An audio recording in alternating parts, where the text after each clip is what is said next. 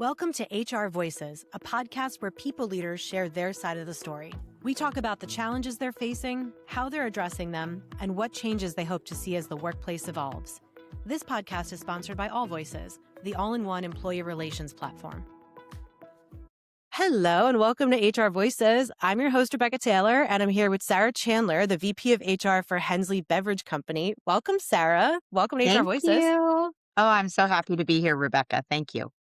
I'm so excited to have you here. And I know we had a really good intro chat yesterday. So I'm just very excited to kind of talk about this scenario with you and, dive right in and talk about sort of all the nuances that are working in HR and working with HR scenarios and employee relations and anything and everything in between. So, for those who might be new here on HR Voices, we explore real and fabricated anonymized employee relations scenarios through the lens of experienced HR and people leaders, just like Sarah here. So we're going to be evaluating a realistic workplace situation, and we're going to demonstrate how we might assess risk, apply judgment, and design practical responses to the things that come across our desk in HR.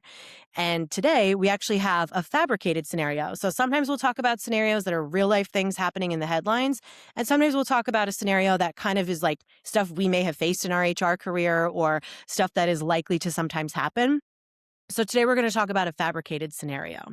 So our scenario today is a company implements new productivity monitoring software that tracks keystrokes, mouse movements, and active screen time for all remote workers. The software also takes random screenshots throughout the day. Employees push back, arguing the monitoring is invasive and creates a culture of distrust. Some even threaten to quit. Others question whether the monitoring violates state privacy laws. So this is the scenario that just reached your desk, Sarah. So before we even start to think about policy, anything like that, where does this start for you? What's some of the first things that you're thinking when this ends up on your desk?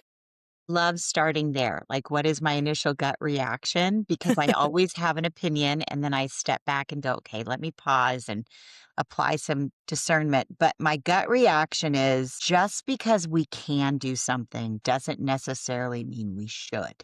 Mm, And so my gut reaction is, I think there are employers and specifically managers who would love to monitor every little piece of an employee's day and their productivity and really do a time diary for me and tell me your priorities and what are you currently working on. And they just really want to be in the weeds.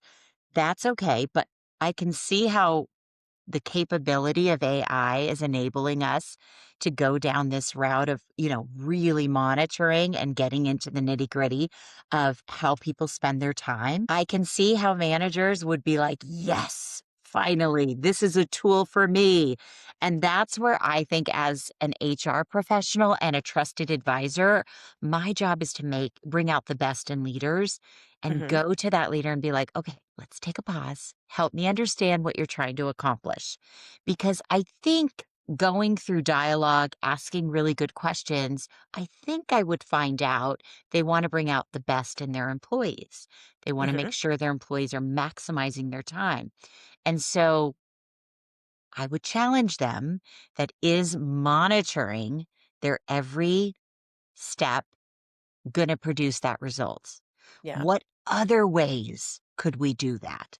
And Mhm. a lot of times, we talk about like performance, like we want to manage the performance, the outputs, right? Not how they got there. Yeah. So I don't know. That's my initial gut reaction. Yeah. So you're first kind of trying to, it sounds like your initial gut reaction is to almost validate what the employee's saying, to sort of say, hey, yeah, maybe, let's see if this is really necessary. Sometimes the response can also be from some folks, they might be like, well, this is the rule, this is what we do, and they just leave it. So I love that your instinct is to kind of say, there's a real thing, there's a real complaint coming in here. Let me talk to the leadership and kind of understand what's going on before we decide what to do about it. Yeah. And I do think the trust conversation is a worthy one, but I do think, before we go there with leaders, HR can sometimes get a bad rap because they think, oh, you're always on the employee's side and you're always leading with empathy and heart. And yeah, it's actually good for business. But Before we go there, let me demonstrate to you I care about the business first, because that is my first priority, right? To bring out the best in the company and the employees. So let me demonstrate to the leader who's wanting to micromanage or, watch every little thing or monitor in an AI way, right? Which Mhm. seems to be coming fast and coming hard. Let me demonstrate to them I do care about what you're trying to accomplish. What is the problem we're trying to solve? Let's talk about all the options. And then I might backpedal and say, let's talk about trust.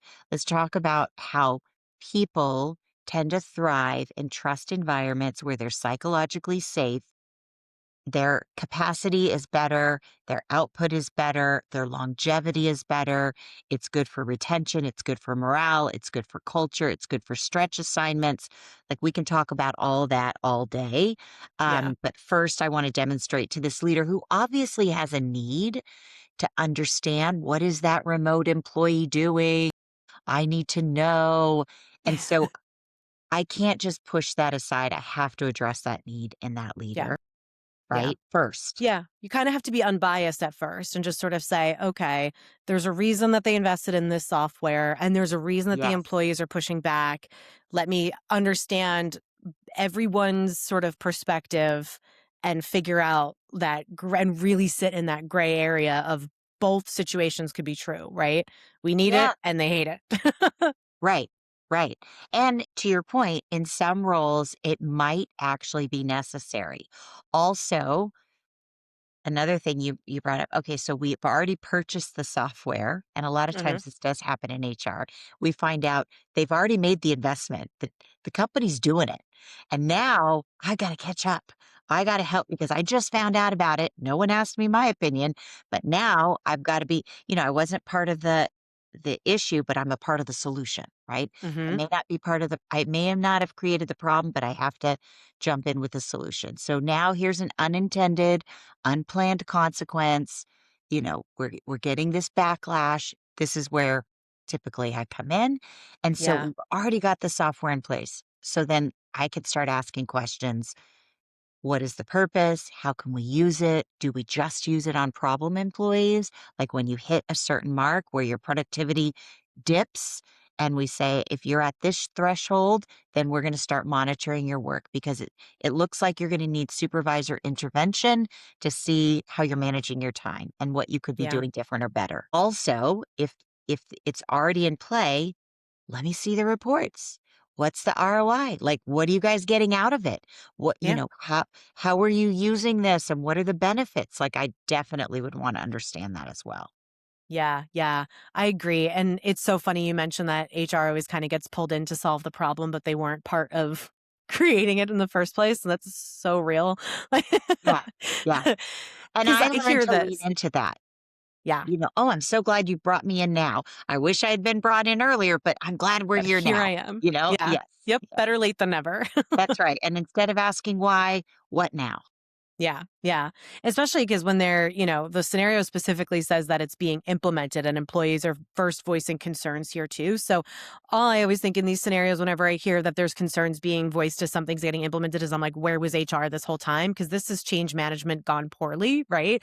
By the time you're implementing something, employees should know what's going on, why it's going on. And now it's just a matter of repeating that message and reinforcing it over and over, right? They theoretically, if it's done well, they should have had the chance to offer feedback that can either be incorporated or not, right? But at least they've had a chance to voice that To because voice it. usually when you have big change, it's not even about the change itself. It's about people just not liking change and just being resistant to it and not liking to be told what to do. So It's well usually said. just a human reaction. So well said. And by the way, that's true about most messages too. Hmm. The way that you deliver the message is just as important as the message itself. And the way we implement change is just as important as the change. Now, I'm a big fan of the debrief and the recap. So when we can't get it right the first time, we get the repair right. So Mm, I just want to jump ahead and say, I'm going to go through this whole scenario. I'm going to help the leaders. I'm going to ask a lot of good questions. I'm going to dig into the feedback, see which employees are actually complaining? Does that tie up with the low performers or are they high performers? People that if they left, it would be regrettable. That would hurt I'm going to do a lot of that. At the end of it all, wherever we land, I'm going to use this scenario to help us be better next time. So I'm going Yes. to recap. I'm going to debrief. I'm going to say, hey, we got through that. It was hairy. It was ugly. We learned some things. We lost some employees. We changed some policies. We tightened it up. Whatever we ended up doing. Hey, going forward, if we have a big change like this coming, if you could invite me in, I'm really good at this. I love to help. I will get the messaging done ahead of time. We will get ahead of it so we don't have some of this painful process. So Yeah. every experience can be, kind of a building block or a platform for the next thing. So Yeah. in the back of my Yeah. mind, I'm always taking notes. I'm not going to tell somebody when they walk in the door, why didn't you call me sooner? But I am going to Even if it's circle in your brain. even if Yeah. it's in my brain. And I might tell my team, like, yes, I wish we were involved earlier. We're not. Here we are. Let's move. And then at the end of it, when we wrap it up in a bow and we have a good collaboration with the leaders and the employees, and then I'm going to recap and say, Yeah. here's lessons learned. Yeah. Let's And remember this. usually ask, what could HR have done differently or better to get Yeah. to that successful outcome? Yeah, I think that's the key question. And how could we have worked better as a team to get to this point, too? And, you mentioned bringing it up in an executive meeting next time. So the next time you have an opportunity to, lead a big decision or be part of a big decision, you can have the documentation from this scenario that says, hey, remember that time you launched this software and no one consulted me and we spent X amount of dollars Yeah. fixing this problem? Let's look at this, let's not let that happen again. And Yes. just, let's partner a little bit more closely. It's like the key for, I mean, I document everything just because in my HR days, I'm like, you never know what's going to be important, but you never want to forget certain things because it's That's just right. it's usually the little moments that add up and you can find patterns with the little moments too. Yeah. That's why I always say I'm a fan of the recap, you know? After I've had a critical conversation, even if it's a peer, I might shoot over an email and say, "Hey, that was a really valuable, meeting that we had, and, this was my biggest takeaway, and I hope, you were on the same page," or whatever, it's codified. Yeah. It's now been, documented. Yeah. Yeah. And so when you have a scenario like this, it sounds like you're trying to understand, you're sort of playing catch up, which I feel like is very, very common in HR, like catching up, being brought in the ninth inning, and then sort of being expected to be the one to close out the game. You can tell I'm really great with my sports analogies, but hopefully that makes sense. Yeah. No, it does. So, you're trying to play catch up while also fighting fire. And I think when I see a scenario like this, it's like this is a complaint possibly from one employee, but that's the one person who spoke up. You That's right. know that they're all talking about That's this. right. They're all having these That's right. conversations. And I love, and this happens quite a bit when we get feedback and we'll share it with the leader and they'll say, "Well, who said that?" It's Doesn't not matter. important who said it. Well, it is important.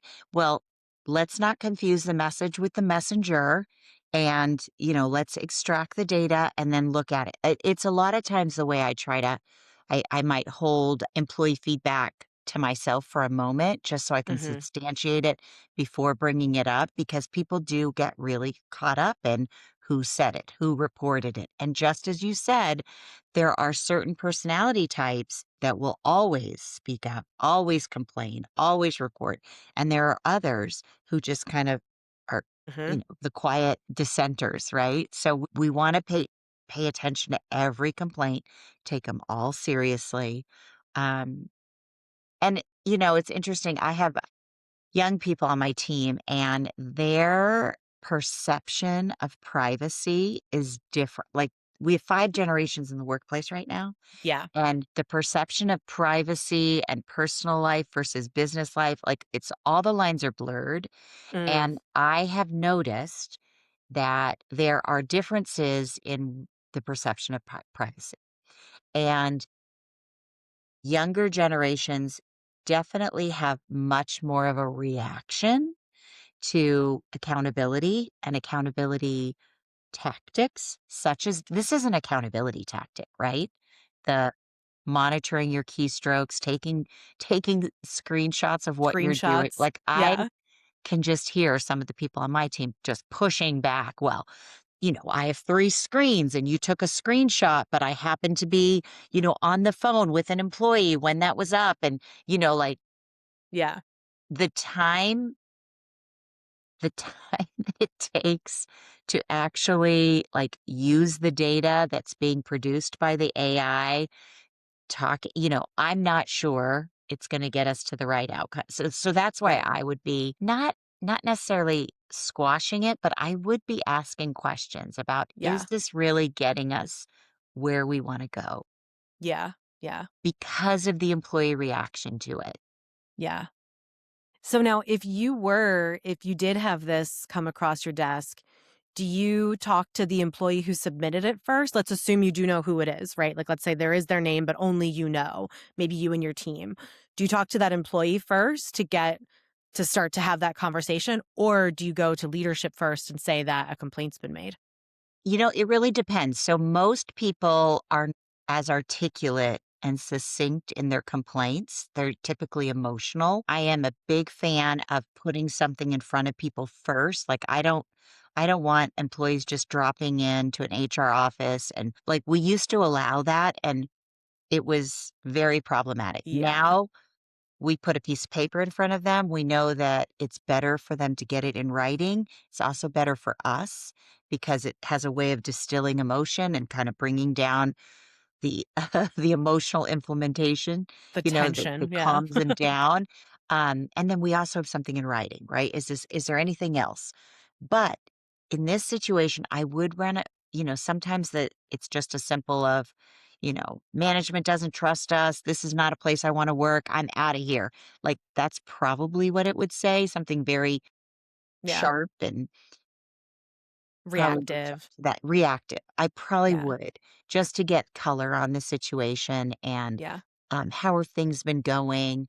What else is going on? What do you think? How was this introduced to you? What do you think the reason is that we have this in place? Really trying to help them see the whole picture, Yeah.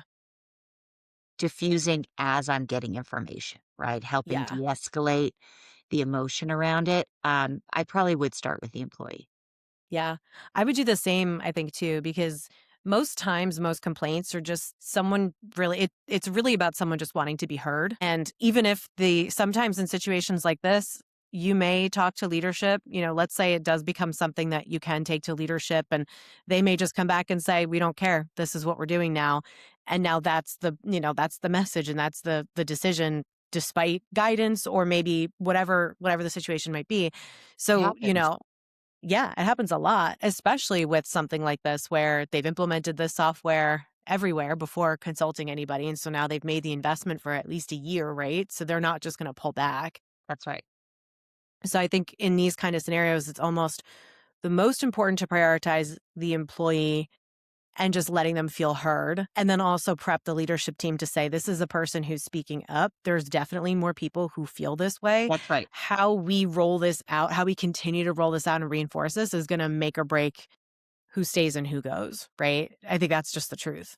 And and by the way, I'm always gonna have the compliance lens on it too, right? Yeah. Are we following, local, state, and federal laws? And I don't think privacy, by the way, somebody in the scenario you read, there was like a privacy Yeah. concern.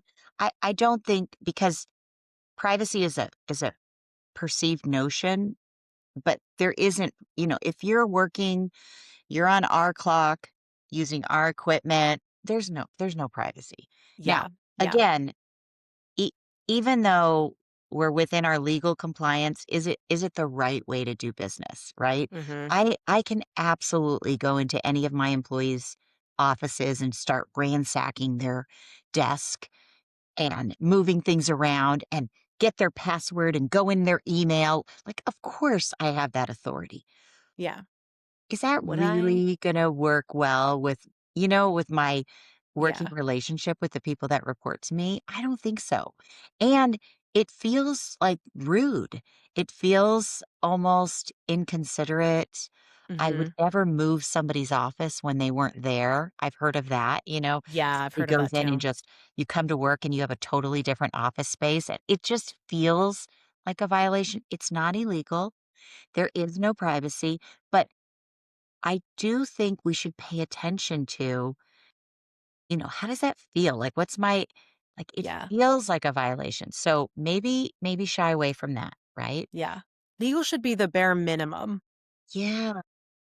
That's just like that should be the bare minimum of vetting whether or not something should happen, right? It's like, Yeah. How does this is it legal? Okay. Is it okay? No.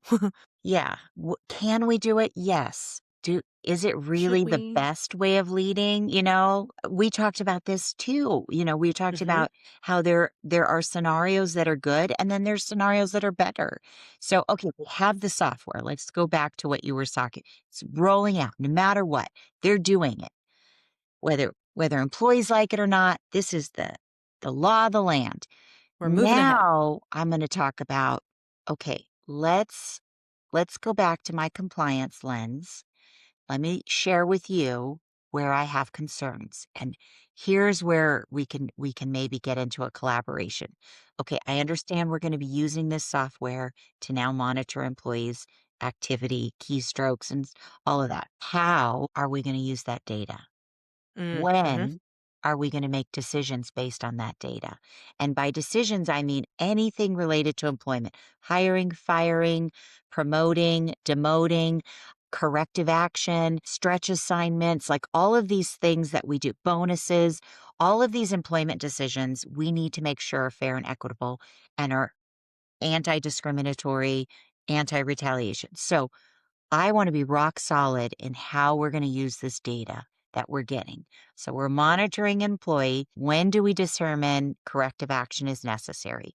And then what is the, I guess, employee appeal process?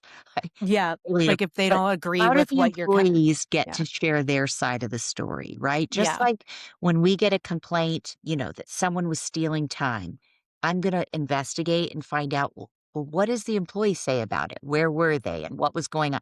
There may be another side to the story. So I would want leaders to understand, okay, we've got this monitoring system for accountability. We want to be a highly accountable workforce where everybody knows what everybody's doing at all times. That's our new culture. Yep. Yay. Yep. Okay. Now, when do we make decisions? And that's kind of where I would go. Because Yeah. remember, HR is an influencer. We don't make decisions, we influence decisions. Yeah. So Yeah. this is where I would try to apply I Guidance always and like to some say, if guardrails. you have more H, you need less R in Yeah. HR, I right? like that. I like that. Oh, Yeah, and I think it's a great question to sort of ask, what is this data being used for? yeah. And even alongside that is, do employees even know the expectations of how they're supposed to show up?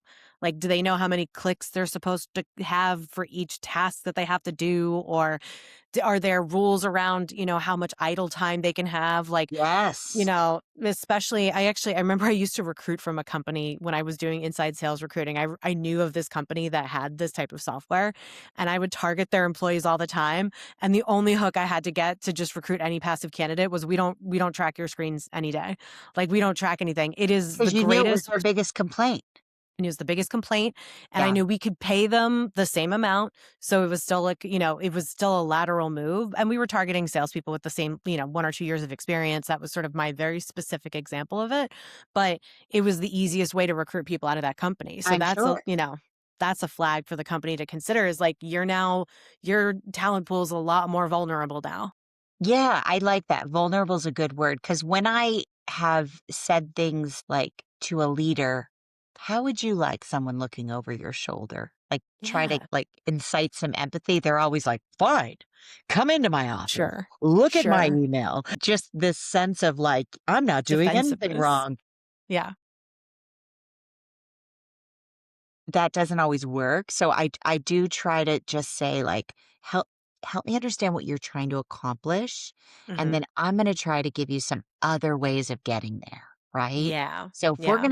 if you want to have a high performing team and you're trying to outperform last year, let me share with you some other ways to get the most out of your employees.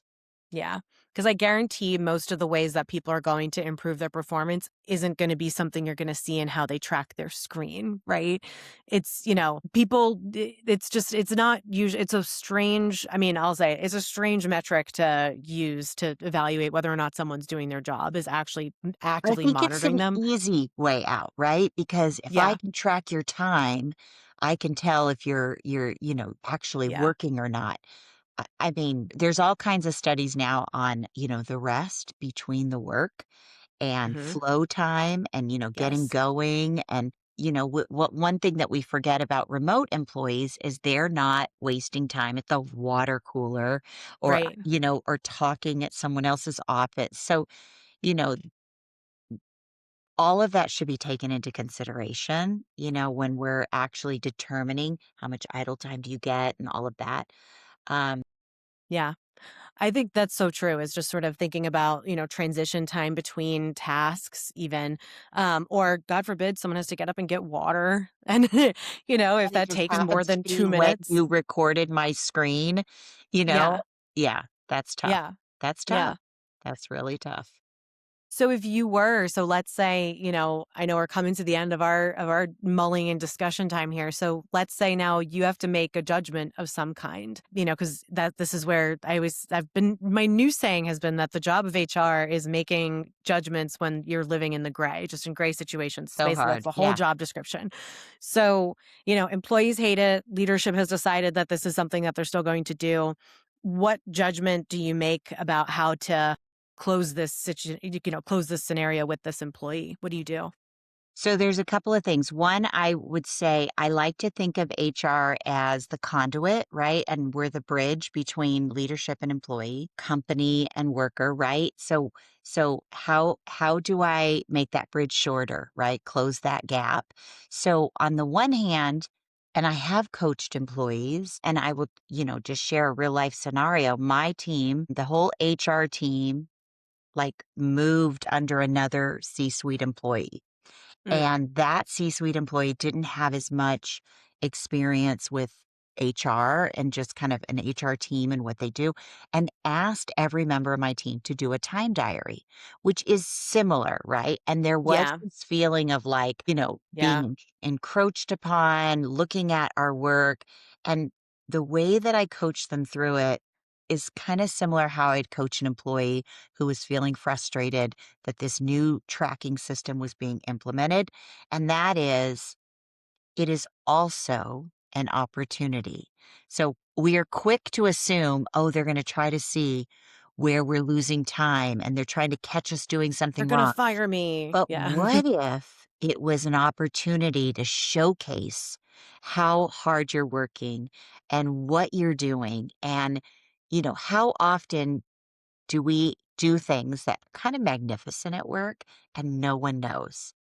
And this is an opportunity for, to be caught doing something exceptional.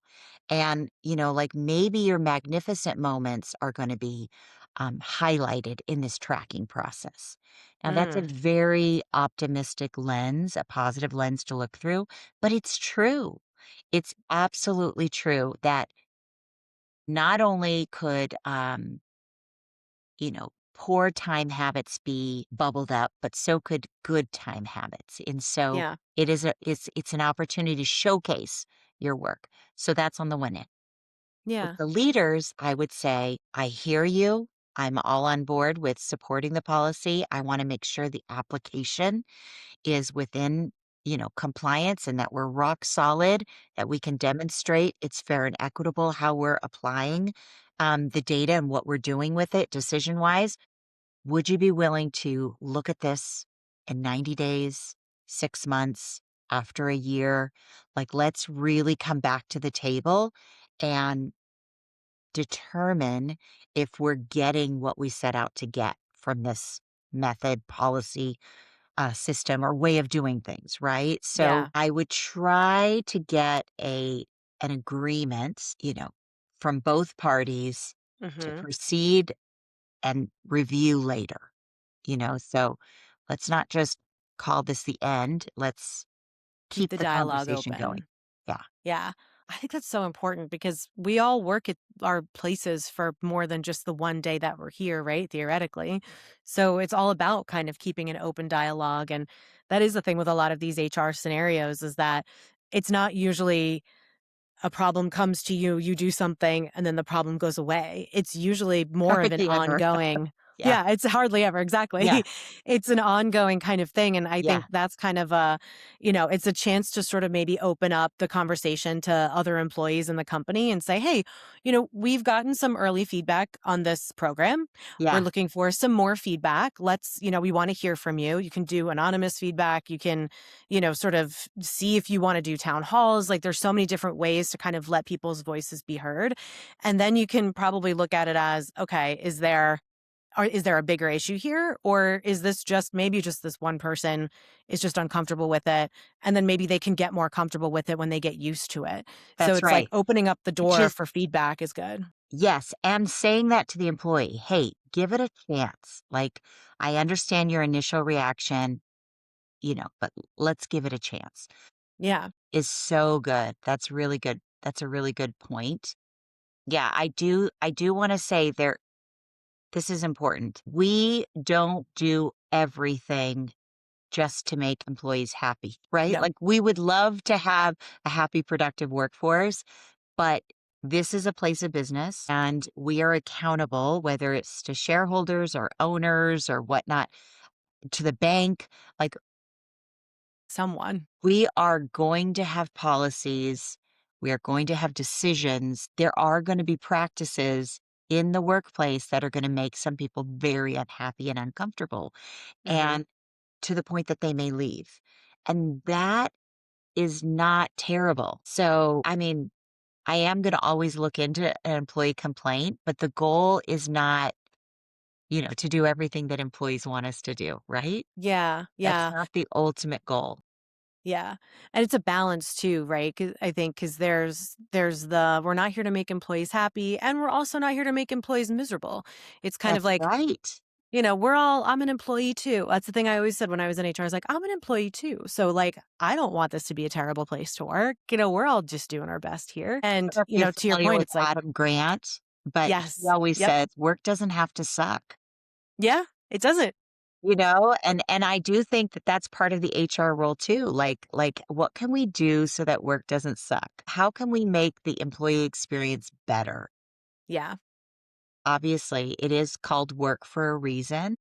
we get paid for a reason, not because There's it's a fun. trade-off, right? So, and at the end of the day, an employee, we say, here are the working conditions, here are the expectations.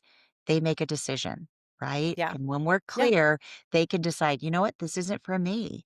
And that's yeah, okay. That's okay. yeah. I love that. I love that. Well, I know we're a little bit over time, so I want to ask, do you have any closing thoughts? Any closing thoughts you want to share? Any other words of wisdom Oof. you want to share with our HR community when they're faced with scenarios like this or just an employee relations scenario in general? I guess it's a cautionary, just in general. I do think with the onset of AI, this whole nother conversation, but I do think there are going to be opportunities like this one to just implement a system to allow us to manage employees. And, it's just a cautionary tale, like the easiest way isn't always the best way. I guess that would be my parting comment. And, just to remember there are human beings that are affected by our practices and policies, and we should be looking at everything, all of our resources through the human lens, right? Mm, How does this affect the people? Um, thank you. Thank you for sharing that. I think that's so great. And thank you for being here and walking through this scenario with me and for sharing, your perspective and your wisdom. I think this was really fun. And thank you everybody for listening to this episode. And don't forget to find Sarah if you want to connect with her on LinkedIn. And have a great day, everyone.